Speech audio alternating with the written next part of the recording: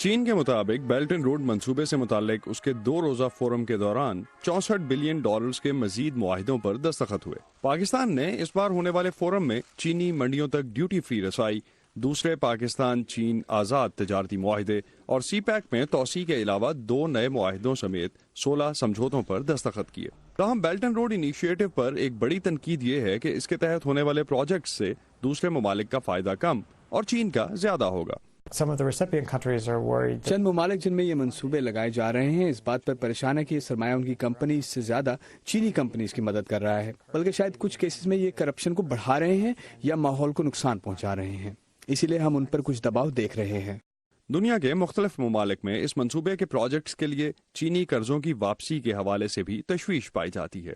They are excited about the opportunity to bring in new investment for. وہ اپنے ملکوں میں انفراسٹرکچر کے منصوبوں میں سرمایہ کاری پر خوش ہیں، لیکن انہوں نے ان قرضوں کی ادائیگی اور نتائج کا نہیں سوچا۔ We are concerned especially. ہمیں افریقی ممالک کے بہت زیادہ مقروض ہونے پر تشویش ہے، مثال کے طور پر کینیا میں۔ مجھے نہیں لگتا کہ اتنا زیادہ قرضہ میری نسل چکا سکے گی، اسی لیے اس طرح کے قرضے ہمارے ملک کی ترقی کے لیے مددگار نہیں ہیں۔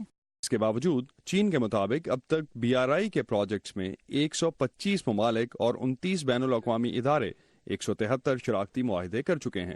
بیجنگ میں ہونے والی کانفرنس کو چین کی جانب سے بیلٹ اینڈ روڈ انیشیٹو پر پائے جانے والے تحفظات کو دور کرنے کی ایک کوشش بھی کہا گیا۔ چین اہم اصلاحات کا سلسلہ اور اپنے منصوبے زیادہ شفاف بنانے کے لیے اقدامات کرے گا۔ The People's Republic of China is definitely trying to adjust. چین یقیناً تنقید کے جواب میں بیلٹ اینڈ روڈ منصوبے کو ایڈجسٹ کرنے کی کوشش کر رہا ہے۔ ان میں سے ایک تبدیلی احتساب کے حوالے سے بھی ہے۔ ہم نے ایسا افریقہ، ایشیا، جنوب مشرقی ایشیا اور لاطینی امریکہ میں دیکھا ہے۔ بیلٹ اینڈ روڈ انیشیٹو کو امریکہ چین کی جانب سے اپنا عالمی اثر و رسوخ بڑھانے کی کوششوں کے طور پر دیکھتا ہے، اور حالیہ بیلٹ اینڈ روڈ فورم میں امریکہ اور کینیڈا سمیت کئی اتحادیوں کی جانب سے شرکت نہیں کی گئی۔ امریکہ اور کئی مغربی ممالک کی وارننگز کے باوجود یورپ سے اٹلی پہلا بڑا ملک ہے جو اس منصوبے میں شامل ہو چکا۔ سوئٹزرلینڈ اس منصوبے میں شمولیت کے قریب ہے۔ چین کو امید ہے کہ اور بھی کئی ممالک اس منصوبے میں آنے والے دنوں میں شامل ہوں گے۔ اسد اللہ خالد، وائس آف امریکہ، واشنگٹن۔